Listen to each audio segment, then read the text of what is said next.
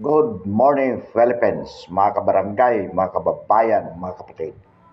Ngayon po ay araw ng Biyernes, February 20, 2026. Kahapon po, February 19, ay nagdeklara si VP Sara Duterte ng kanyang kandidatura para sa pagkapangulo sa 2028. Well, of course, yung kanyang mga kritiko, sinasabi nila na maagang pamumulitika ang ginawa ni Bibi Sara sapagkat malayo pa ang 2028. Almost 2 years pa. Pero mga kabarangay, mga kababayan, mga kapatid, ang tanong po dito, tama ba na sa ganito kaaga, almost 2 years to come, nagdeklara na ng kanyang kandidatura si VP Sara? Well, of course, sa ating pananaw po, it is the best opportune time for her to declare her candidacy for president in 2028. Bakit po? Alam naman po natin, mga kabarangay, mga kababayan, mga kapatid, na mayroong nakapinding na impeachment complaint sa House of Representatives. So, with the declaration of VP Inday Sara for her candidacy as president in 2028, ito po ay nangangahulugan na maraming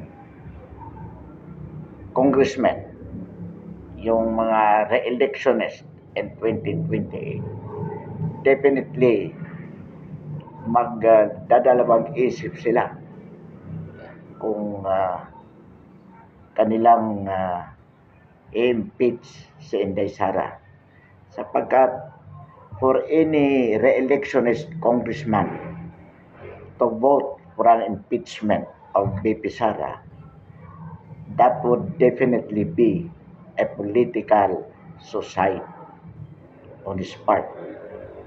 So, most likely,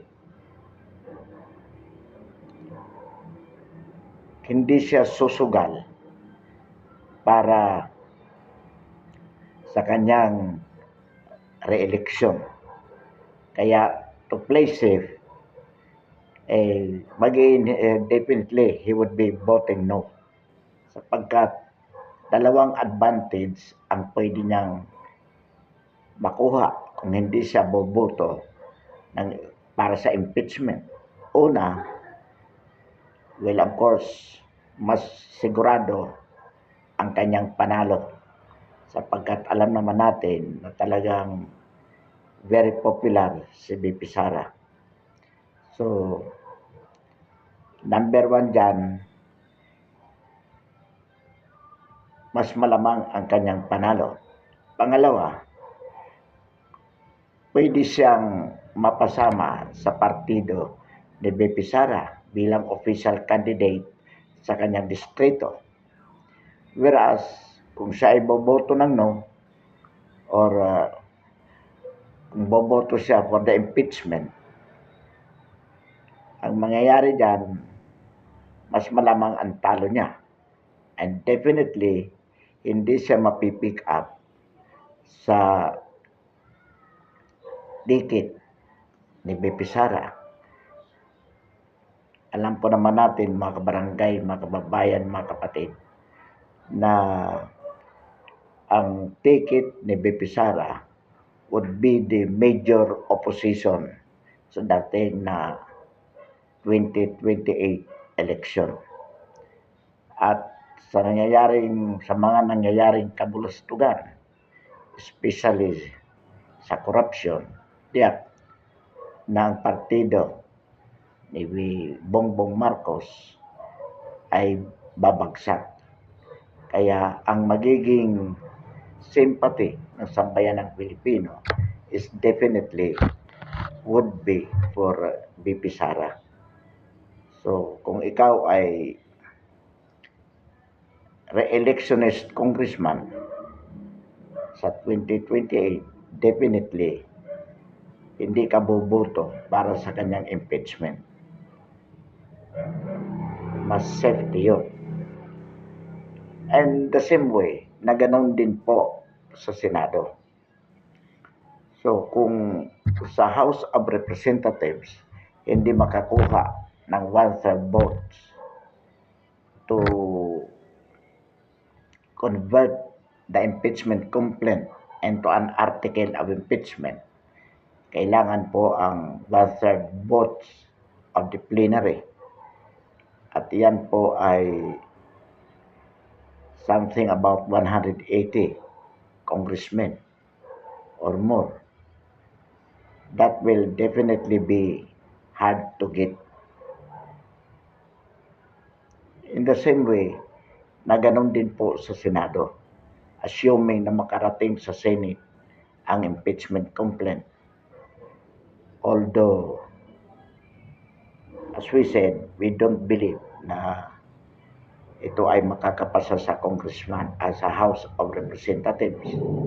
Nevertheless, kung yan ay makarating sa Senado, most likely, ang mga re-electionist senators comes 2028 will definitely not vote for the impeachment of BP Sara. Hindi po sila boboto. Otherwise, that would be a political suicide for them. Dalawa po ang kanilang siyempre consideration, katulad din ng mga congressman. Una, mapasali sa ticket ng official, maging official candidate ng opposition under BP Sara. Secondly, yung winnability. Pag ikaw ay bumoto ng impeachment at kakandidato kang senador, 90% babagsak ka na. So, in other words, hindi ka boboto for the impeachment. Kaya timely po ang pagdeklara ni BP Sara ng kanyang kandidatura for 2028. Definitely the purpose is to abort the impeachment complaint filed against her with or before the House of Representatives and subsequently with the Senate. So, kumbaga, very timely ang kanyang announcement for her candidacy. Ano po ang dalawang paraan na mapigilan si BP Sara sa pagiging presidente sa 2028? Of course, una dyan, kung siya ay madidisgrasya, mamamatay. Pangalawa, kung siya ay ma-impeach. Sapagkat sa impeachment, ang principal penalty of the impeachment, number one is removal from office, and secondly, perpetual disqualification to hold public office. So kung ma-impeach si BP Sara, definitely hindi na siya pwedeng kumandidato sa pagkapangulo comes 2028. So, kung nais mapigilan ng kanyang mga kalaban na siya ay hindi manalo bilang presidente sa 2028, dalawa lang po ang pwede nilang gawin. Number one, ipapatay. Pangalawa, ma-impeach. The problem is, sabi nga natin, with respect to impeachment, medyo malabo. Because as we have said, with the announcement of VP Sara to run for president in 2028, maraming mga congressmen ang mag-aalangan or definitely they would not vote for the impeachment of VP Sara. So, madidismiss ang kanyang impeachment sa House pa lang.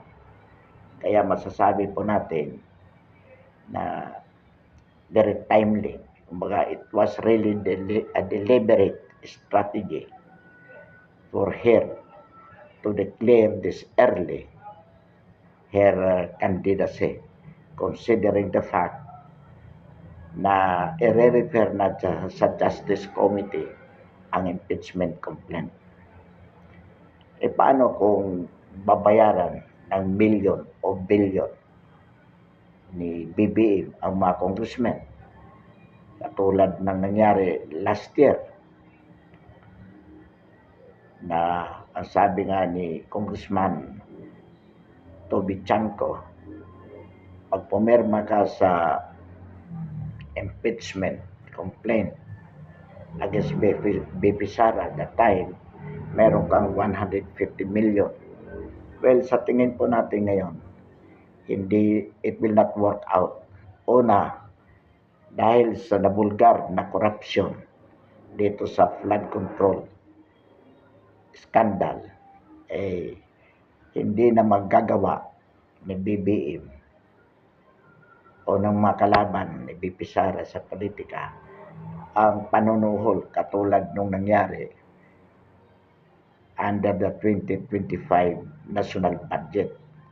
Sapagkat, sabi nga natin, mas ikokonsidera ng mga congressman at senador na re-electionist sa 2028 na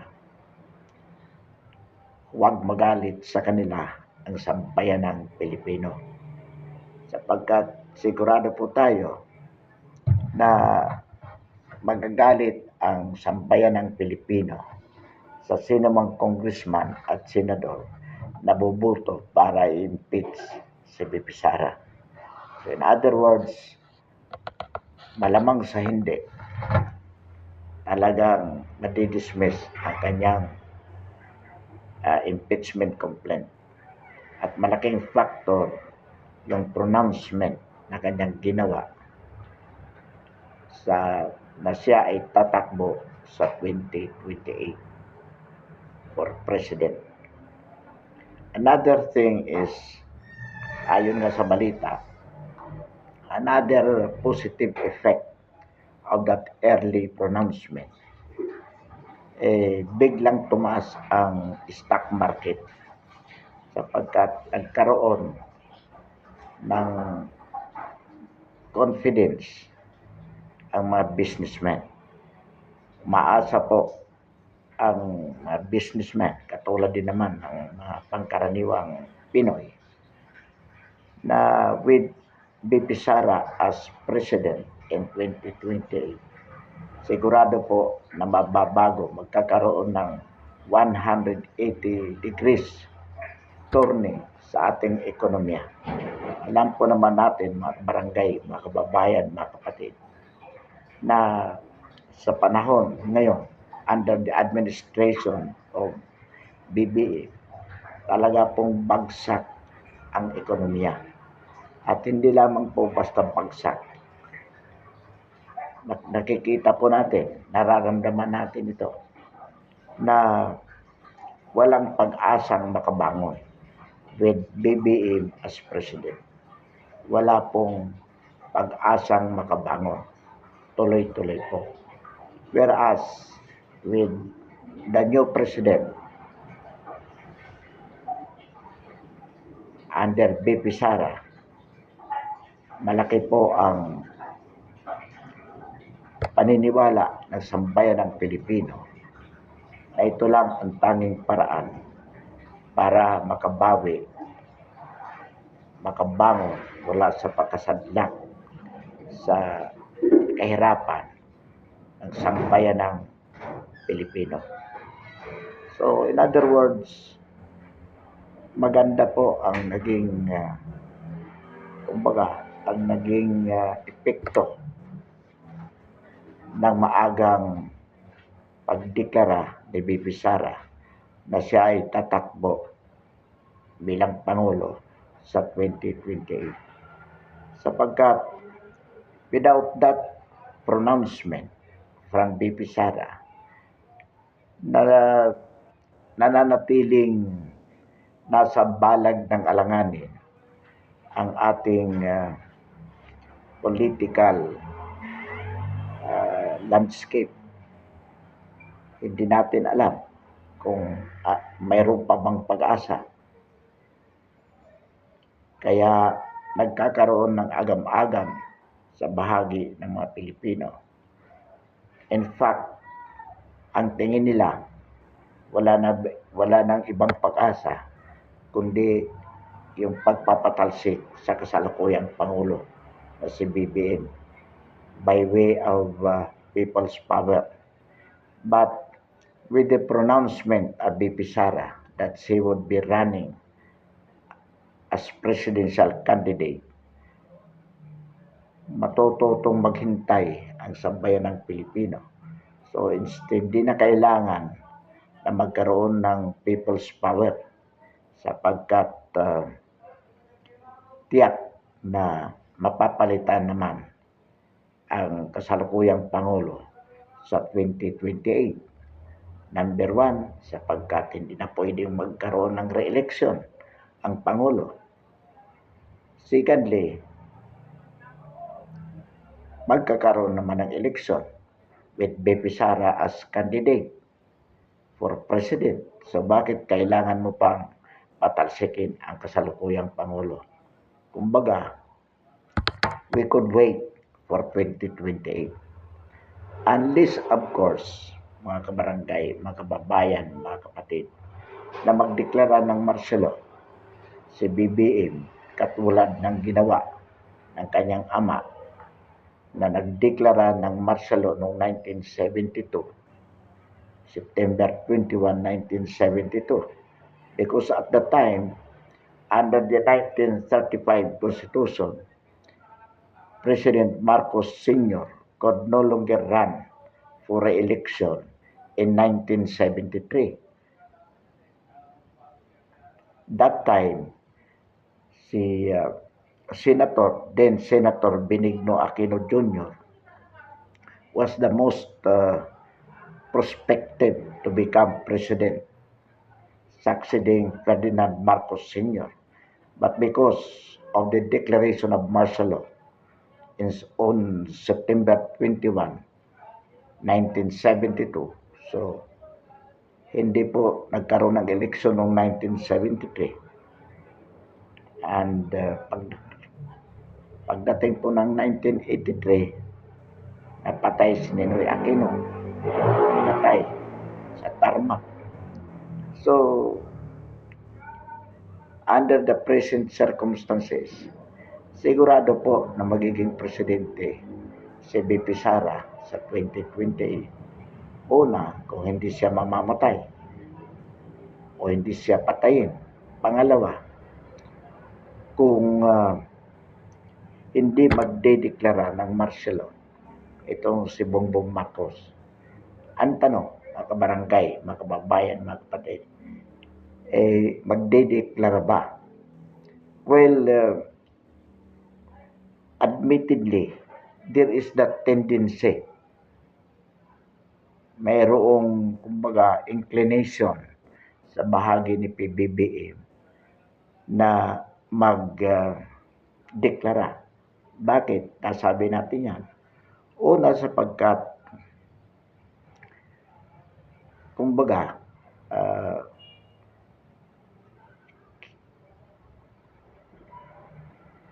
nais nito na manatili sa kapangyarihan. siyempre, lalo na sa volume ng corruption na naganap at nagaganap sa ilalim ng kanyang administrasyon, ay talagang matatakot sila na baka papanagutin sila later. So hanggat maaari, siyempre, gusto niyang manatili sa kapangyarihan. So kung si BBM ang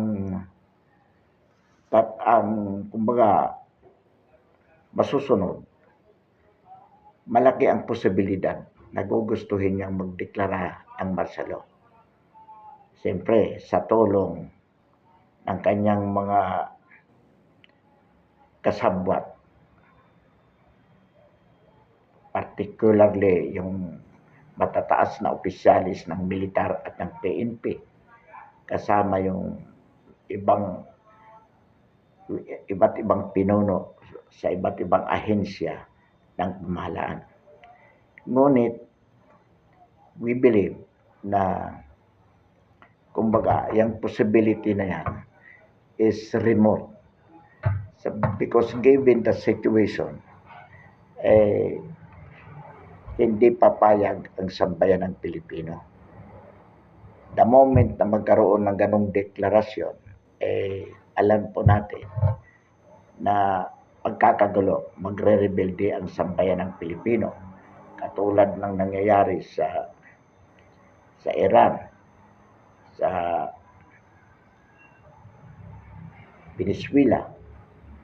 So, at tingin naman natin, hindi papayag yung ibang mga advisors at ibang mga leader na mangyari yan. Kaya, as to percentage, whether or not President Bongbong Marcos Jr. will declare martial law in order to abort the 2028 presidential election. Honestly, that is a remote possibility. A very remote possibility. So, in other words, mga kabarangay, mga kababayan, mga kapatid, naniniwala po tayo na matutuloy ang eleksyon sa 2028. Matutuloy po yan. Ang kailangan nga lamang talagang maprotektahan si BP Sara, sapagkat kung ang usapin ay mayroon ba talagang panganib sa kanyang buhay, kung baka naman imaginary lang, mahaba na. Well, of course, we believe that there is a real danger to her life. Bakit po? Sapagkat alam naman natin na ang politika sa Pilipinas ay talagang, kumbaga, killing is no longer a foreign element with respect to Filipino politics. Bagamat nakakalungkot, but this is the reality at the moment. Siyempre, yung mga ayaw na maging Pangulo, si BP Sara, kung hindi man siya ma-impeach, the only way to stop her from running as president in 2028 is to eliminate her by way of killing her. Mga kabarangay, mga kababayan, mga kapatid, with respect to that is a matter of security on the part of BP Sara. Kumbaga, controllable yan. Kung mangyari man na siya ay madidisgrasya, ay kapabayaan ng kanyang partido. Pero sa tingin naman natin, hindi nila gagawin yan na magpabaya. Alam nila kung gaano ka-importante gaano ka halaga ang maging maingat o ang pag-iingat sa buhay ng Vice Presidente bilang presidential candidate sa 2028. So sa tingin naman natin, ito ay kumbaga mapapangalagaan. So another thing, pwede rin nating sabihin na it is also a remote possibility. Malayong mangyari na siya ay mamamatay. Kaya hindi makakatakbo sa 2028. So, hindi siya mamamatay, hindi rin siya ma-impeach. Baga, 95% yung mga possibility na ito. Or 99.9%. She would not die and she would not be impeached. So, almost 100% she would become a president of the Republic of the Philippines comes 2028. Ngayon, sino naman po ang kumbaga tamang katandim? Alam po naman natin na noong 2022 election, nagkaroon ng maling tandem. Akala ng mga Pinoy, perfecto na yung tandem ng Duterte Marcos noong 2022. Or rather, Marcos Duterte. Ngayon, what would be the best tandem? May nagsasabi na it should be Duterte Marcos with Aimee as the Vice President. Sapagkat ang tingin nila, ito si Aimee, hindi naman ito bumitiw kay Sara Duterte. Well, so far, medyo we cannot say anything against Aimee. Pero sa atin pong paniniwala, mga kabarangay, mga kababayan, mga kapatid, the best tandem would be Duterte Marcolita. Bakit po?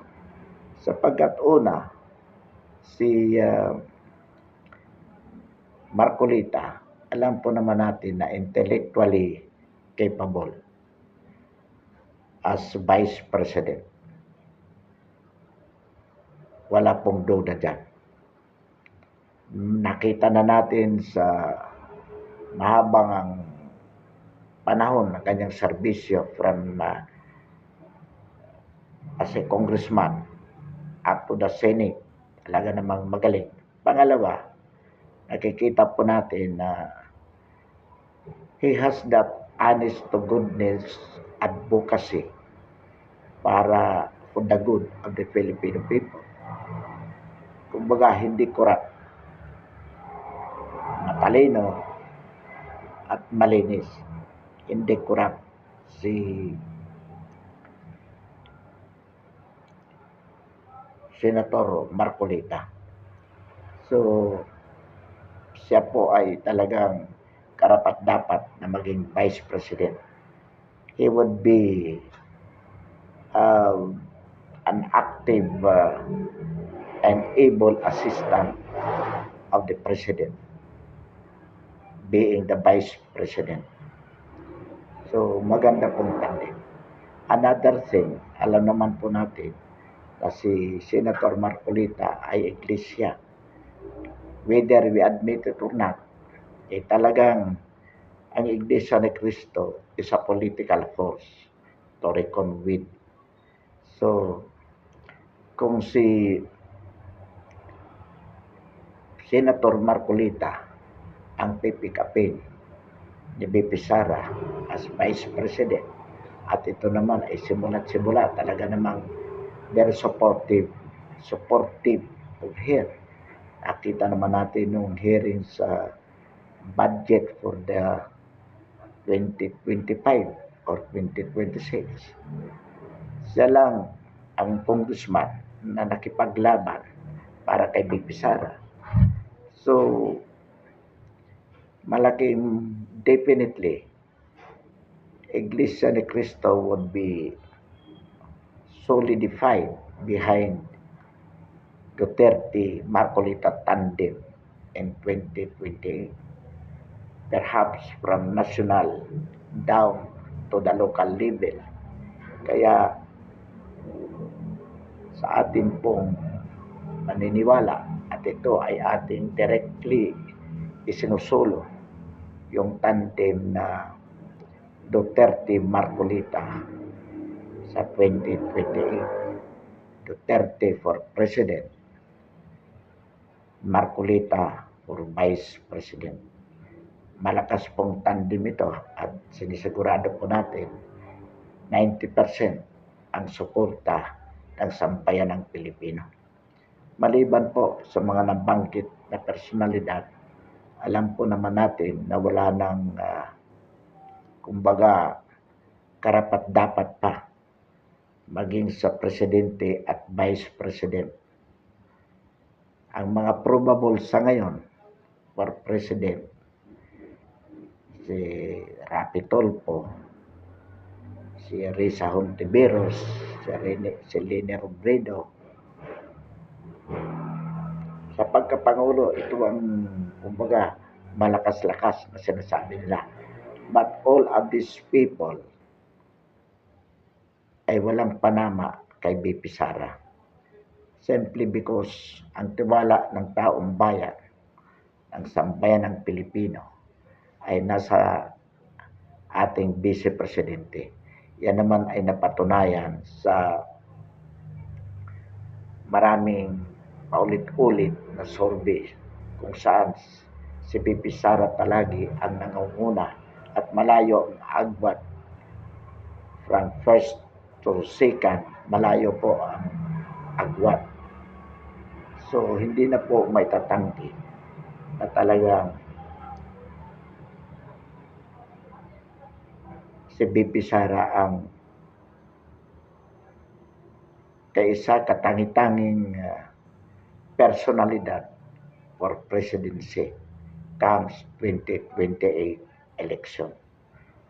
Ngayon, pagdating naman sa vice president, maybe merong mga ibang contender dyan.